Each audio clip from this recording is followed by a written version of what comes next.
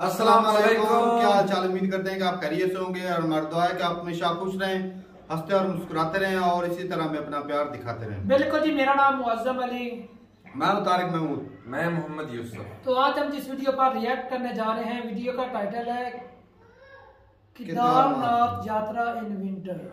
तो केदारनाथ की यात्रा पे बहुत सारे लोग जाते हैं, हिंदू कम्युनिटी के खास करके लोग। तो वहाँ का भाई साहब मौसम एक जब ठंडा होता है तो बर्फबारी बहुत ज़्यादा होती है, एक चैलेंजिंग होता है वो, लेकिन नज़ारे बड़े खूबसूरत होते हैं, देखने लायक होते हैं। तो विंटर के एक व्लॉग है भाई साहब जिसमें नज़ारे दिखाए गए और वहाँ की जो प्रॉब्लम्स होती है वो भी सारा कुछ दिखाया गया है। तो काफ़ी डिटेल में वीडियो देखते हैं और भाई का लिंक आपको चैनल का डिस्क्रिप्शन में मिल जाएगा, जरूर विजिट कर लें। तो कॉर्नर करते हैं 3, 2, 1 वीडियो स्टार्ट। क्या बात है भाई,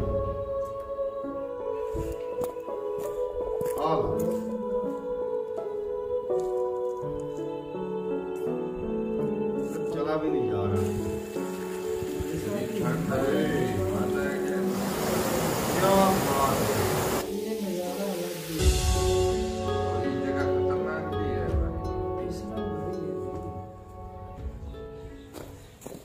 उत्तराखंड मेरी मातृभूमि, मातृभूमि ये मेरी पितृभूमि, हे भूमि त्यारी जय जयकारा मेरा हिमालय। नमस्कार साथियों, मेरा नाम है विजय नेगी और मेरा एक सपना था हमेशा कि मैं विंटर्स में बाबा के धाम जाऊं, यानी कि बाबा हिमालय पे स्थित भगवान शिव के जो 11वें ज्योतिर्लिंग हैं वो विंटर्स में वहाँ पे क्या चीज़ें होती हैं, कैसे वहाँ पे रहा जाता है। और ये मेरा बहुत पहले से सपना था। बारिश का जो फोरकास्ट है वो 100% का है और अब लगभग हमें गौरीकुंड से ही बारिश शुरू हो गई है। अभी तो हल्की सी बारिश कम है, बादल लगे हुए हैं चारों तरफ से। तो इस पूरी जर्नी को आप भी देखिए हिमालय प्रेमी के साथ। अभी तो पूरे रास्ते में सुनसान है एकदम, क्योंकि आजकल कोई आता नहीं है और हम लोगों के अलावा कोई है नहीं यहाँ पे। केदारनाथ कपाट बंद होने के दौरान जब भी आप केदारनाथ आते हैं तो लोकल प्रशासन से परमिशन अवश्य लें, क्योंकि इस समय सारी दुकानें, सब होटल्स वगैरह सारे बंद रहते हैं। 16 किलोमीटर केदारनाथ जी की ये टोटल जो यात्रा है ये हमने शुरू कर दी है गौरीकुंड से और स्टार्ट से ही बारिश है। अभी तो बारिश हल्की सी कम है और पूरी घाटी में बादल लगे हुए हैं। केदारनाथ में ऐसा बता रहे हैं कि बहुत हैवी स्नोफॉल हो रहा है और आप भी जब आगामी यात्रा पे आएँ तो पूरी तैयारियों के साथ आएँ। रेनकोट सबसे पहले अभी से परचेज कर लें। अगर आप केदारनाथ आ रहे हैं तो रेनकोट ज़रूर परचेज कर लें। यहाँ के भरोसे रहेंगे, एक तो आपको महंगा मिलेगा और ऊपर से वो क्वालिटी नहीं मिलेगी।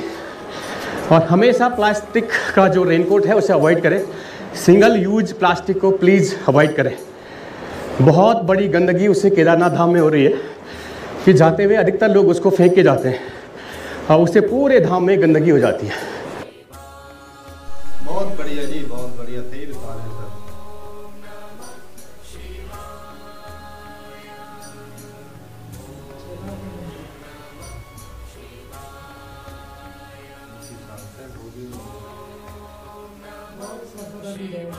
से लगभग 1.5 किलोमीटर हम लोग आगे हैं और इस समय देखें मेरे पीछे कैसे दो रास्ते के बिल्कुल दोनों तरफ में बुरांस के फूल खिले हुए हैं, कोहरा लगा हुआ है इस समय। तो रास्ते का जो नज़ारा है वो एकदम मज़ेदार हो रहा, सुपर एकदम से। दोनों तरफ ऐसा लग रहा है नेचर ने हमारे लिए एक रास्ता सजाया हो जिसमें दोनों तरफ फूल लगाए हो बुरांस के रूप में और एकदम कोहरा। रास्ते का तो खैर पता ही नहीं चल रहा, बहुत मज़ा आ रहा है पैदल जाने में।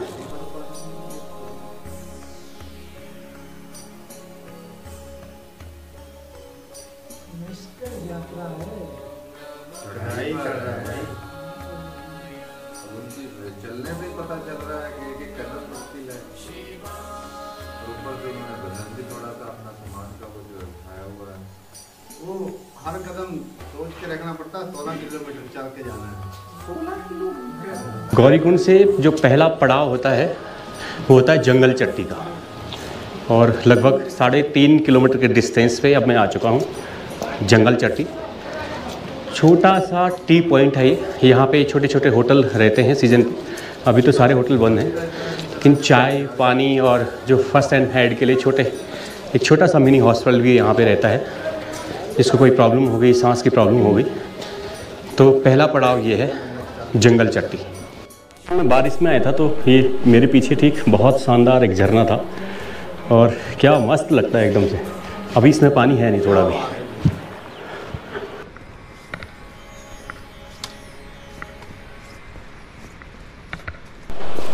भीमबली से लगभग 500 मीटर आगे मैं पहुंच चुका हूं और रामबाड़ा के सामने हूँ मैं इस समय। और यहाँ से अब लगभग हल्की फुल्की चढ़ाई चालू हो जाती है।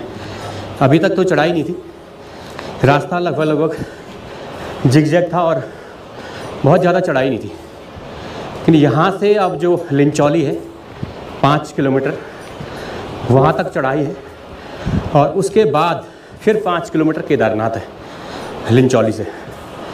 तो ये यहाँ से लेकर के और लिंचौली तक ये थोड़ा सा चढ़ाई है। इसमें लगता है कि चढ़ाई है कुछ, लेकिन अभी तक तो रामबाड़ा तक तो खैर पता ही नहीं चला रास्ते का कि चढ़ाई है भी कि नहीं है। भीमबली से लगभग 1 किलोमीटर मैं आगे आ चुका हूँ और मेरे ठीक सामने की तरफ अगर आप देखें तो ये वही जगह थी जिसका इतिहास ही नहीं भूगोल भी मिट गया है, और ये था रामबाड़ा। गौरीकुंड से लगभग 10 किलोमीटर का ट्रैक पूरा हो चुका है और अब मैं करीब हूँ लिंचौली के, और लिंचौली से फिर ये रह जाएगा 5 किलोमीटर। यहाँ तक जहाँ पे मैं हूँ इस समय यहाँ तक बर्फ़बारी हो रखी है, वह की जो ताज़ी बर्फ़ है वो पड़ी है यहाँ पे अभी। और शाम तक भी वेदर का जो फोरकास्ट है केदारनाथ में बर्फ़बारी का ही है। तो देखते हैं, अगर बर्फ़बारी होगी तो बर्फ़बारी भी दिखाऊँगा आपको केदारनाथ मंदिर से। फ़िलहाल ये जो चढ़ाई है ना अपना रामबाड़ा से और लिंचौली तक, तो ये चढ़ाई बड़ी डिफ़िकल्ट है।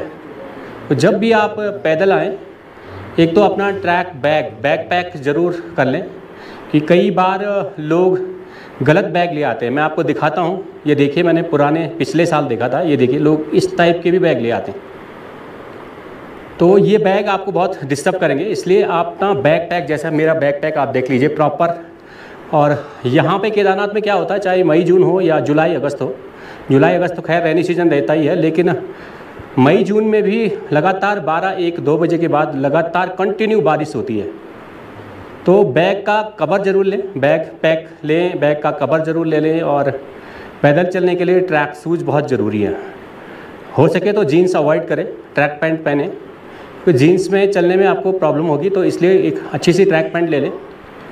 और कई बार ऐसा मैंने देखा है कि लोग जो वार्म क्लॉथ होते हैं वो गौरीकुंड से ही शुरू कर देते हैं डालना, और एकदम जैकेट पहन ली, इनर डाल दी, और उसके बाद रास्ते में जैसे वो चलने लग जाते हैं तो पसीना पसीना एकदम से। तो जब आप ट्रैक करें तो बिल्कुल हल्के फुल्के ही कपड़े रखें, अंदर की जो लेयर है उसे अवॉइड करें, अंदर की लेयर न डालें, उसको बैग में रखें और बैग को कवर कर लें। बैग का कवर ज़रूर रखें, अपना रेनकोट ज़रूर ले लें, रेनकोट या छाता जो भी आपके पास है वो ज़रूर रखें, क्योंकि अगर आप केदारनाथ चले गए और बारिश में आपके कपड़े भीग गए तो आपकी जो जर्नी है ना वो मज़ा नहीं आएगा फिर आपको। तो इसलिए बैग को अच्छी तरीके से, बैग पैक का जो कवर है उसको ज़रूर साथ रखें, वाटरप्रूफ कवर रख लें साथ में। जो लोग ट्रैक करने वाले हैं वो ये चीज़ें थोड़ा सा ध्यान में रखेंगे तो उनकी जर्नी बहुत अच्छी होगी, जर्नी रिलैक्स वाली जर्नी होगी और मज़ा आएगा पूरे ट्रैक पर आपको। लिंचौली से ठीक पहले ये बहुत बड़ा ग्लेशियर पॉइंट है एक, और ये ग्लेशियर आ रखा है, ये देखिए। ये पिछली बार ग्लेशियर पूरा रास्ता क्लियर कर दिया था, लेकिन ये दोबारा आ गया। दोबारा कब आए? परसों, 3 दिन पहले आए, 4 दिन पहले। अच्छा, यहाँ से आए ये ऊपर से पूरा ग्लेशियर टूट के।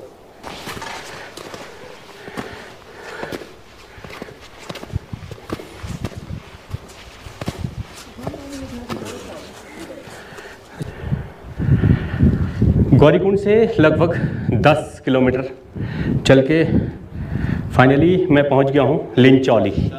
और लिंचौली एक छोटी सी जगह है जहां पे गढ़वाल मंडल विकास निगम की कॉटेजेस हैं। बंक बेडेड भी है यहाँ पे और डॉर्मेट्री बेड भी हैं।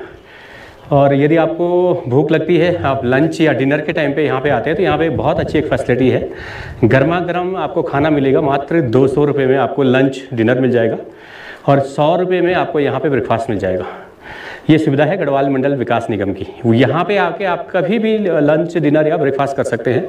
और यदि आपने यहाँ पे रुकना है तो इसकी बुकिंग GMVN की ऑफिशियल वेबसाइट है www.gmvnonline.com, उससे भी आप इसको बुक कर सकते हैं। कभी कभी ऐसा होता है कि बहुत थक जाते हैं और चलने में कोई प्रॉब्लम होगी तो आप यहाँ पे भी रुक सकते हैं लिंचौली में। ये देखिए, ये खूबसूरत सी कॉटेज है मेरी चारों तरफ, देखिए आप।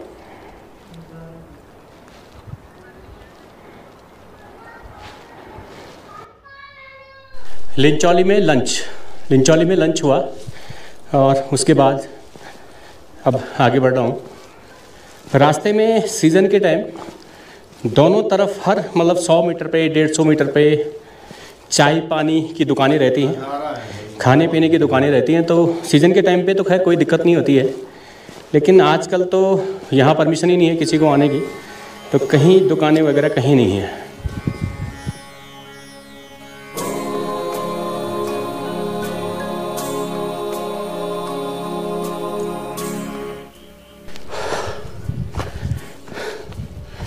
केदारनाथ ट्रैक पे जब भी आप कभी भी आएँ, अगर आप ट्रैक करके आ रहे हैं तो पानी का बॉटल ज़रूर साथ रखें, क्योंकि ट्रैक में पानी ही आपका फ्रेंड होता है। तो और अगर हो सके तो प्लास्टिक की बोतलों को अवॉइड करें, क्योंकि प्लास्टिक से बहुत बड़ा जो कचरा है पूरी घाटी में हो रहा है।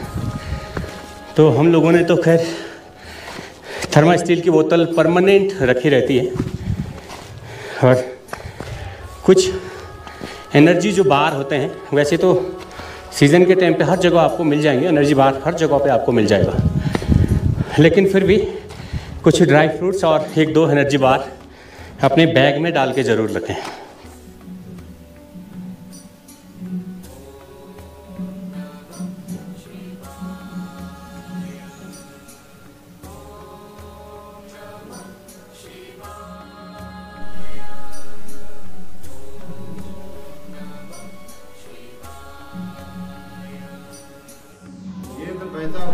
सुबह जब मैं गौरीकुंड से चला था तो उस समय पूरी बारिश हो रही थी, और एक बार मन में आया कि यार रहने देते हैं आज, लेकिन कुछ दूर आगे चलते गए और भीमबली में लगभग बारिश पूरी बंद हो गई थी। और अब तो ऐसा मज़ा आ रहा है ना चलने में, आहा, चारों तरफ से बर्फ़ ही बर्फ़ है। सफ़ेद पूरी जो घाटी, केदार घाटी है, वो एकदम श्वेत सफ़ेद धवल चांदी सी चमक रही है एकदम से। जहाँ पे हम जा रहे हैं तो वहाँ पे एक बहुत बड़ा ग्लेशियर आता है, वो हर साल ही आता है, और मुझे लगता है कि जब तक सीज़न खुलेगा 25 अप्रैल को, तब तक यहाँ पे ये जो पीछे है यहाँ पे ग्लेशियर रहता है। और ये है हिमबीर, देखिए अब लोग लगे हुए हैं बर्फ़ हटाने पे। रास्ता क्लियर करेंगे तभी बाबा की यात्रा सुगम होगी एकदम से।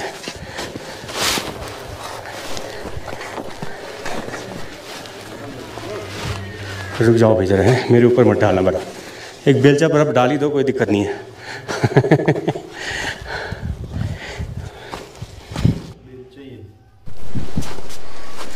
केदारनाथ जाने के रास्ते में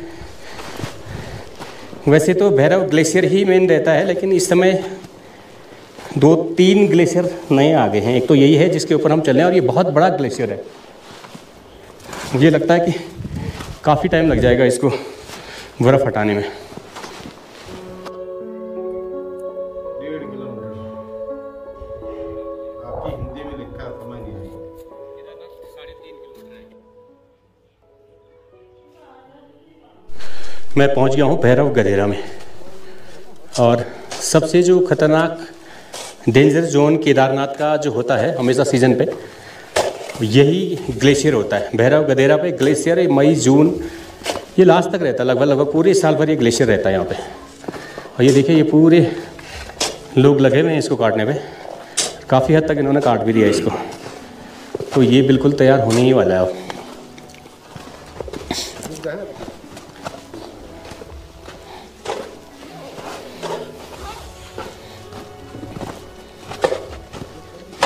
ये देखिए आप, ये ग्लेशियर मेरे से दोनों साइड में ऊपर है, और मैं ग्लेशियर के काफ़ी नीचे आ गया हूँ।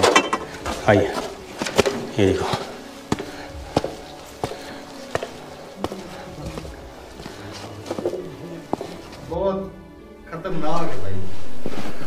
केदारनाथ अब मात्र 1 किलोमीटर रह गया है। अभी घोड़ा पड़ाव जो है उससे ठीक आधा किलोमीटर मैं पहले हूँ और देखिए चारों तरफ से हिमाच्छादित चोटियाँ हैं। लगभग 15 किलोमीटर में पहुँच गया हूँ। अब रह गया 1 किलोमीटर। अब ये समझ लीजिए कि पहुँच ही गए अब तो।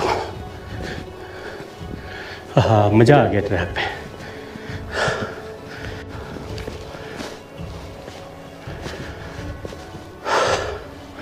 केदारनाथ की जो डिस्टेंस है वो 1 किलोमीटर रह गई है और बहुत मज़ा आया। एकदम थकान तो कहीं है ही नहीं। मैं हर मौसम में केदारनाथ आया हूँ और 96 से मैं केदारनाथ आ रहा हूँ, क्योंकि हमारा तो जन्म भी यहीं का है, यहीं रहने वाले भी हैं, तो जॉब भी यहीं मिली। कभी जॉब के सिलसिले में तो कभी बाबा केदार किसी न किसी बहाने बुला ही देते हैं। तो अगर आपको केदारनाथ में जगह नहीं मिल रही है, होटल नहीं मिल रहे हैं, तो आप बेस कैंप में बुकिंग कर सकते हैं। लेकिन गौरीकुंड से मैंने ये ट्रैक शुरू किया था ठीक 7-7:30 बजे और रुकते रुकाते आराम से कहीं पे मैंने आराम भी किया है।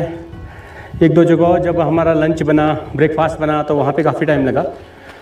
तो अब लगभग 2:30 बज रहा अभी और 2:30 बजे मैं केदारनाथ के करीब हूँ। लगभग आधा किलोमीटर अब रह गया है और देखिए चारों तरफ से बर्फ़ पड़ी हुई है और यहाँ पे पूरी केदारनाथ तक इन्होंने बर्फ़ हटा दी थी। जो PWD के लेबर हैं उन्होंने बर्फ़ हटा दी थी यहाँ तक, लेकिन दोबारा फिर 2-3 दिन लगातार स्नोफॉल हुआ और रूट पे जो पैदल मार्ग है उस पर दोबारा बर्फ़ जम गई। लगभग अगर मैं इस रास्ते पे ना जाऊँ तो लगभग 3-3.5 फीट बर्फ़ है यहाँ पे अभी भी। मेरे ठीक पीछे आप देख रहे होंगे तो ये हेलीपैड है और हेलीपैड में भी इस समय पूरी बर्फ़ जमी हुई है, जबकि यहाँ पे एक छोटी सी मशीन है जो स्नो बीटर या स्नो कटर का काम करती है। उसे रास्ता तो क्लियर कर दिया, लेकिन रास्ते के बगल पे भी फिर भी कितनी स्नो है ये देख लीजिए आप। जय हो बाबा केदार की। फाइनली मैं पहुँच गया हूँ स्वर्गारोहणी। गढ़वाल मंडल विकास निगम की कॉटेज हैं और देखिए कैसी बर्फबारी हो रखी है। रास्ता भी मुश्किल है ढूंढना कि वहाँ तक जाना कैसे है। ये देखिए आप।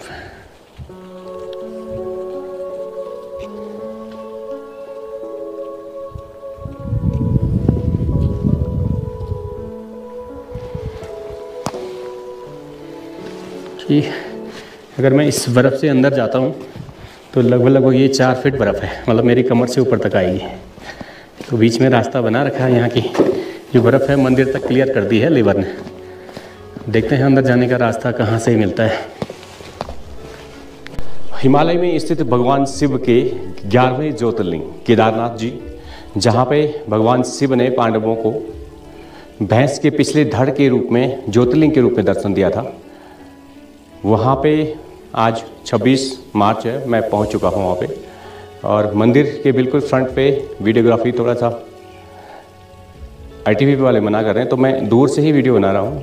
लेकिन बाबा का जो घाटी का पूरा नज़ारा है, एकदम पूरी घाटी सफ़ेद चादर ओढ़ के बैठी है, कहीं भी ज़मीन का एक टुकड़ा दिखाई नहीं दे रहा। और मेरे पीछे की साइड में आप देख रहे हैं बिल्कुल हिमालय में स्थित बाबा का दिव्य और भव्य जो ज्योतिर्लिंग है केदारनाथ, वो दिखाई दे रहा है। चलो जी, वीडियो खत्म हो गई। भाई साहब क्या बात है, क्या नज़ारे हैं।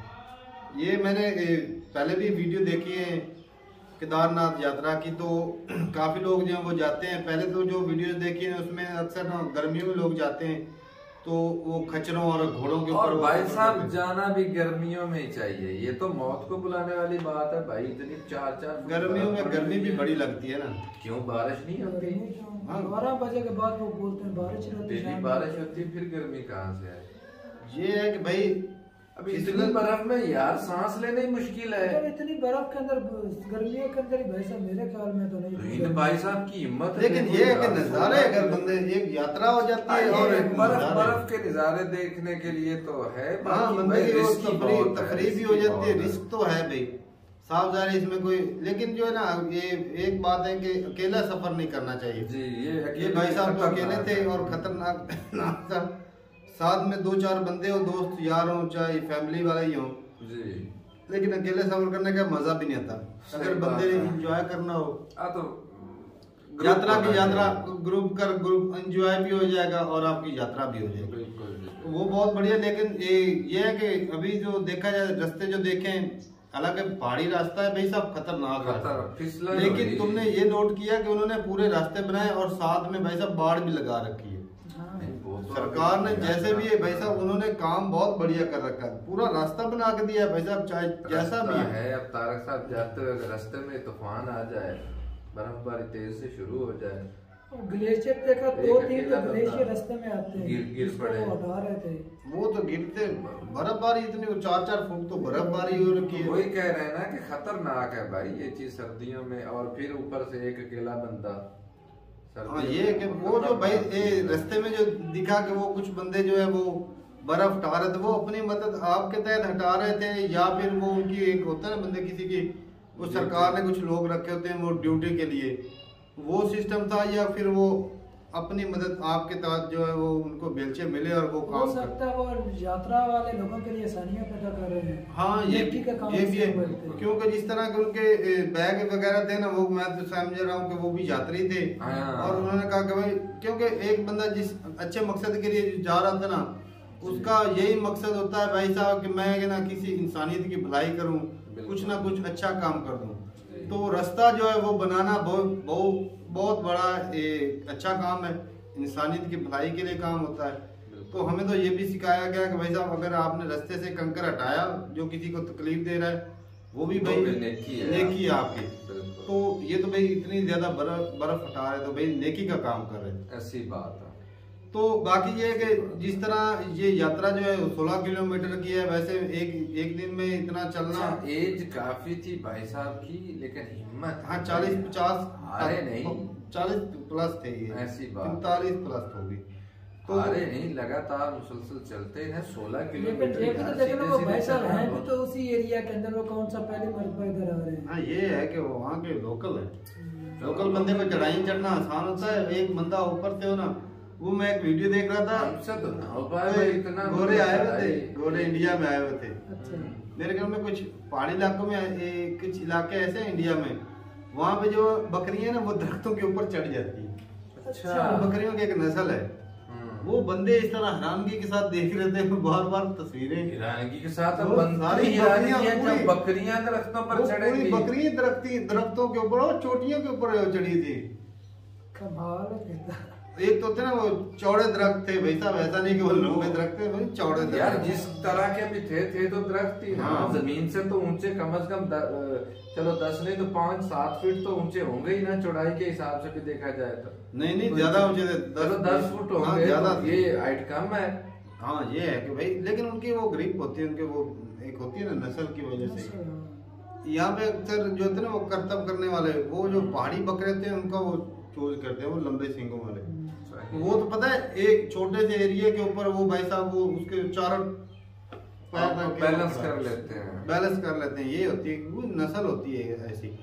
लेकिन भाई साहब देखा जाए तो ये यात्रा जो थी मुश्किल थी, लेकिन यकीन माने नज़ारे बड़े प्यारे थे और सफेदी चारों तरफ। और भाई साहब की बड़ी हिम्मत है कि वो जो इतना सफर चल के, एक तो थे पैदल चलना, दूसरे नंबर चढ़ाई चढ़ना, तीसरे नंबर फिसलन वाली, और सामान भी अपना साथ में उठाया हुआ है। हाँ ये बात है। तो मुश्किल है, बहुत बढ़िया लगा ब्लॉग भाई साहब, मजा आया देख के। और जो भी भाई जाए यात्रा के लिए तो मैं कहता हूँ के साथ, और गर्मियों के कश्मीर छोड़ के बंदा इधर केदारनाथ को निकल जाए, यहाँ पर भी नज़ारे बहुत खूबसूरत है भाई, ऐसी बात। और ऊपर से ये कि उन्होंने पूरा रोड मैप बना हुआ है कि रास्ता सीधा सीधा बना हुआ है, चाहे वो ढलवान सी है, लेकिन उन्होंने रास्ता प्रॉपर वे में बनाया हुआ है कि ऐसा नहीं कि वो कोई इधर निकल रहा है कोई इधर निकल रहा है।